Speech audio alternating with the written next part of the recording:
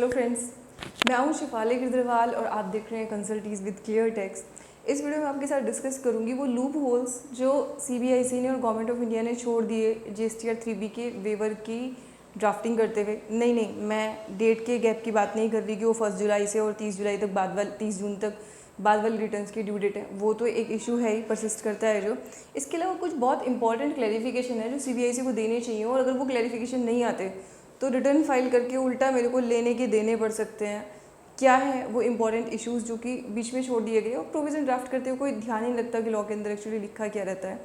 तो वो हम आज के वीडियो में सारी की सारी इंपॉर्टेंट चीज़ें डिस्कस करेंगे। तो आपका केस अगर उसमें फॉल कर रहा है तो आपको केयरफुल रहना पड़ेगा, अगर नहीं फॉल कर रहा तो फिर आपके लिए वो नहीं है।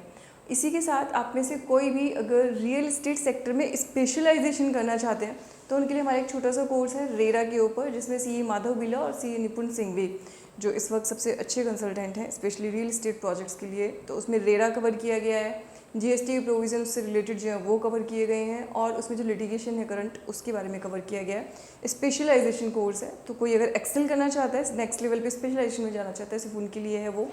तो it is starting very soon, उसके लिए आप एनरोल कर सकते हैं। तो वापस आते हैं अपने आज के डिस्कशन पे। सबसे पहली चीज़ 2017 से लेके यानी कि जुलाई 2017 से लेके जनवरी 2020 तक की रिटर्न्स आपको फाइल करने का अधिकार दिया है सीबीआईसी ने, अभी जो मतलब काउंसिल ने रिकमेंड किया है, नोटिफिकेशंस उसके भी नहीं है। तो इसमें सबसे बड़ी प्रॉब्लम ये है कि सेक्शन 16(4) के हिसाब से जब आपका एक पर्टिकुलर ईयर मान लीजिए 31 मार्च को ख़त्म हो रहा है तो उसी ईयर की सितंबर की जब आप 3B रिटर्न फाइल करने की लास्ट डेट चली जाती है तो आपका उस ईयर यानी कि जो 31 मार्च को ख़त्म हुआ था साल, उससे रिलेटेड जो इन्वॉइसेस होते हैं उनका क्रेडिट लेने का अधिकार चला जाता है। मतलब क्रेडिट हम लेते कैसे हैं? क्रेडिट हम लोग लेते हैं जीएसटी के रिटर्न में लिख के। देखो इसमें बहुत सारी कॉम्प्लेक्सिटीज़ हो सकती है, कोई बहुत एक्सपर्ट हो तो वो कह सकते हैं कि नहीं इस प्रोविज़न का एप्लीकेबिलिटी नहीं आएगी, वो एक अलग चीज़ है। क्योंकि हम सब लोग यहाँ जितने बैठे हैं हम सब लोग कोई हाई कोर्ट नहीं जाने वाले लड़ने के लिए, नेचुरल सी बात है कि हमारी उतनी कैपेसिटी नहीं है। तो हो सकता है कि इसके कोई एक्सेप्शनल इंटरप्रिटेशन आए या फिर बाद में जाके कोर्ट कुछ फेवर में भी ला दे। लेकिन जो करंट पोजीशन है, एक आम इंसान, एक नॉर्मल जो टैक्स पेयर होता है वो कैसे डील विद करता है? ऑब्वियसली वो हर बार जाके केस नहीं फाइल करता, वो तो बस ऐसे डील करता है कि डिपार्टमेंट वाले उसको नोटिस भेजते हैं, वो उसी में उसके पसीने निकल जाते हैं, तो वो वही टेंशन में आता है। तो यहाँ पे भी क्योंकि अब लूप होल है तो ऑब्वियसली उसकी जो आफ्टर इफेक्ट्स है वो हो सकते हैं। तो सेक्शन 16(4) ने एक टाइम लिमिट प्रिस्क्राइब की है इनपुट टैक्स क्रेडिट लेने के लिए। अब यहाँ पे सवाल ये पैदा होता है कि 2017 से मैं रिटर्न तो फाइल कर दूंगी, लेकिन जो रिटर्न में फाइल करूंगी उसमें जो मेरा इनपुट टैक्स क्रेडिट है क्या वो मुझे मिलेगा? अगर सीबीआईसी उसको स्पेसिफिकली अलाउ नहीं करता तो इसका जवाब ना है। इसका इम्पैक्ट क्या होगा वो मैं आपको एक एग्जांपल के ज़रिए से समझाऊंगी। मान लीजिए आपने 100 रुपये की परचेज़ की और आपने 200 रुपये की सेल की, आपका मार्जिन जो है वो 100% है, ठीक है, 100% मार्जिन वालों की बात कर रही हूँ। तो आपने 100 का परचेज़ किया, 18 रुपये का टैक्स दिया, 200 का सेल किया, 36 रुपये का टैक्स दिया। 18 रुपये का टैक्स हम लोग एडजस्ट कर लेते हैं जिसको इनपुट टैक्स क्रेडिट बोलते हैं, और बैलेंस 18 रुपये में पे कर देती हूँ।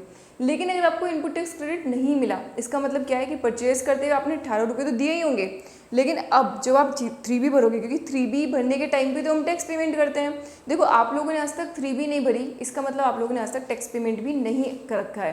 तो अब जब आप 36 रुपये का टैक्स पे करोगे तो आपको 18 रुपये गवर्नमेंट कह रही है कि 16(4) के हिसाब से, जो सेक्शन 16(4) है उसके हिसाब से उसकी तो टाइम लिमिट निकल गई, तो अब आपको 36 रुपये नेट पे करने पड़ेंगे। अब ये तो मैंने बहुत बड़ा मार्जिन ले लिया 100%, तो इसलिए सिर्फ 18 रुपये का फ़र्क आया। अब मान लीजिए आपका 10% का मार्जिन है, तो जिन लोगों का 10% का मार्जिन है, 100 रुपये की आपने कोई चीज़ परचेज़ की, 18 रुपये का उस पर टैक्स पे किया और आपने उसको सिर्फ 110 रुपये की बेची, तो यानी कि 19.8 रुपये आपका टैक्स हुआ। अब 19.8 रुपये के टैक्स में 18 रुपये का टैक्स तो आप परचेज़ के टाइम पे दे के आए हो, राइट। लेकिन गवर्नमेंट बोलेगी 16(4) के हिसाब से उसकी तो डेट निकल गई, अब क्रेडिट लेने की वो तो आप ले नहीं सकते पुरानी रिटर्नों का। तो अब क्या होगा, आपको 19.4 रुपये अपनी पॉकेट से देने पड़ेंगे। लेकिन इंपॉर्टेंट चीज़ क्या है कि आपने 100 का परचेज़ किया था और 110 का बेचा था, तो आपका खुद का मार्जिन एक्चुअली कितना था? सिर्फ 10 रुपये का, और 18 रुपये का आपको एडिशनल टैक्स पे करना पड़ गया। तो यानी कि आप तो एक बिजनेस में उल्टा 8 रुपये का नेट लॉस खा के बैठोगे। तो ये सिचुएशन बहुत ही रिस्की हो सकती है। और बहुत सारे टैक्स पेयर तो अभी तक जो प्रॉफिट मेकिंग है, जो थिन मार्जिन पे काम कर रहे हैं, वो तो लॉस मेकिंग हो सकते हैं, और जो अच्छे मार्जिन पे भी काम कर रहे हैं। तो यहाँ तो मैंने मार्जिन आपको ऐसे बता दिया कि मैंने कोई खर्चा ही नहीं लगाया, रेंट नहीं लगाया, कोई स्टाफ नहीं लगाया, स्टाफ के खर्चे नहीं लगाए, अपने खुद की आजीविका के खर्चे नहीं लगाए। तो अगर वो कर दो फिर तो आप ह्यूज लॉसेस में चले जाओगे। नेक्स्ट थिंग, अगर मान लीजिए आपका मार्जिन 20% भी है, 30 भी है, 40 भी है, तो हो सकता है कि आप लॉस मेकिंग में चले जाओ। तो अगर ये पोजीशन रहेगी तो मुझे नहीं लगता कि कोई भी हिम्मत करेगा अपने पुराने रिटर्न्स को भरने का। तो यहाँ पे सीबीआईसी को ये क्लैरिफाई करना चाहिए कि जब आपने या उसको पीछे से रिटर्न फाइल करने का राइट दिया है तो आप उसको इनपुट टैक्स क्रेडिट लेने का राइट भी तो दो ना, अलग से लिख के कि हाँ तुम्हें स्पेसिफिकली इसको लेने का राइट रहेगा। अब प्रॉब्लम क्या है, अब अगर वो ये कह देते हैं कि राइट रहेगा तो चैलेंज उनके सामने भी है। तो दिक्कत ये है कि जिन लोगों के ऑलरेडी टाइम बार होने के कारण आईटीसी को छुड़वाया गया है, नोटिस भेज के, जिनसे डिपॉजिट करवा दिया गया भाई तुम्हारा टाइम बार था, तुम्हारा नहीं चलेगा, और काफ़ी सारे लोग 17 की जो है एनुअल रिटर्न भी फाइल कर चुके होंगे, राइट। तो एनुअल रिटर्न फाइल करते हो तो कम से कम दिखाया होगा ना कि हाँ मेरा इतना टाइम बार हो गया था क्रेडिट, तो आपने अपना रिवर्स किया होगा, डीआरसी 3 के थ्रू पे किया होगा। अब वो लोग बोलेंगे कि जो अब और टाइम के बाद रिटर्न फाइल कर रहा है उसको तो आप आईटीसी दिला रहे हो, हमें क्यों नहीं दिला रहे। तो यहाँ पे ईमानदारी वाली चीज़ यही है। और वैसे भी ये प्रोविज़न अगर लिटिगेशन में जाता है, एक्सट्रीम लिटिगेशन में, तो ये टिक नहीं पाएगा, क्योंकि आईटीसी जिस इंसान ने टैक्स पे कर रखा है आप उस पर इस तरीके से टाइम बार उसको नहीं कर सकते। लेकिन अब मैं अगर ये व्यू ले लूँ टैक्स पेयर के पॉइंट ऑफ व्यू से, फिर तो किसी प्रोविज़न में कुछ भी टाइम बार हो ही नहीं सकता, बट एक्चुअली वो होता है। तो यहाँ पे ये इशू आने वाला है आप सबको। तो अगर जिनकी नील रिटर्न है उनकी तो बात ठीक है, उनको कोई फर्क नहीं पड़ता, राइट। लेकिन जिनकी नील रिटर्न नहीं है, अच्छा जिनको टैक्स पेबल बन रहा है, उनके लिए तो ह्यूज लॉस, राइट। नेक्स्ट चीज़, जिनकी रिटर्न नील यानी कि जिनकी टैक्स पेबल सिर्फ इसलिए नहीं बन रहा क्योंकि उनका आईटीसी पड़ा हुआ था। तो आप में से कुछ लोग ऐसे भी हो सकते हैं कि शुरू में मान लीजिए बिजनेस स्टार्ट किया था तो खूब सारी कैपिटल गुड्स परचेज की, ये परचेज किया, वो परचेज किया, तो आईटीसी इकट्ठा हो गया, तो बहुत दिनों तक क्योंकि टैक्स पे करने की जरूरत नहीं पड़ी, सेल कम थी और आईटीसी पड़ा हुआ था। तो अब आपके साथ भी दिक्कत ये है कि हो सकता है आपको लग रहा हो कि आपकी रिटर्न नील है, बट एक्चुअली वो नील ना निकले, क्योंकि आईटीसी जैसे ही मैंने हटाया तो आपका टैक्स पेबल खड़ा हो गया। तो ना सिर्फ आपको टैक्स पे करना पड़ेगा, अब इसका सेकंड एक और चीज़ बता रही हूँ कि आपको डबल मार इसकी कैसे पड़ेगी। डबल मार आपको इसकी ऐसे पड़ेगी कि अब उस टैक्स पे इंटरेस्ट, क्योंकि आपको लेट फीस का वेवर दिया गया है लेकिन इंटरेस्ट का वेवर नहीं दिया गया, तो जीएसटीआर 1 के लिए जो प्रोविज़न बनाया था उसको कॉपी पेस्ट करके आपने 3B के लिए प्रोविज़न तो बना दिया। लेकिन अब ये तो समझो कि जीएसटीआर 1 अलग रिटर्न है, जीएसटीआर 3 भी अलग रिटर्न है। जीएसटीआर 1 तो सिर्फ स्टेटमेंट ऑफ सेल थी जिसके अंदर कोई टैक्स लाइबिलिटी आती नहीं थी, लेकिन जीएसटीआर 3B के अंदर तो टैक्स लाइबिलिटी आती है, तो वहाँ तो मैं इंटरेस्ट भी देखूंगी ना। अब सोचो अगर 2017 में आपको कोई टैक्स पेबल था, मान लीजिए उसमें से पहली बात तो आईटीसी निकल गया, तो जो 100 रुपये का टैक्स था वो आपको 120, 130, 140, 150 डिपेंडिंग ऑन योर मार्जिन, पहले तो वो मतलब हो ही गया। और उस पूरी अमाउंट पे डे 1 से 18% का इंटरेस्ट, तो अब लगभग 3 साल होने को आ रहे हैं, जून में हो जाएंगे तो जुलाई तक 3 साल हो चुके होंगे, तो 18 दूनी 36, 18 तिया 54, यानी कि लगभग 54% आपका वो और बढ़ जाएगा। तो 100 रुपये के 150 रुपये हुए और 150 रुपये पे 75 रुपये, उसका लगभग 50% और बढ़ गया। तो यानी कि 100 रुपये का टैक्स पे करने के लिए आपको 200-250 रुपये तक का आउटफ्लो हो सकता है। मेरा काम आपको सिर्फ चेतावनी देना था।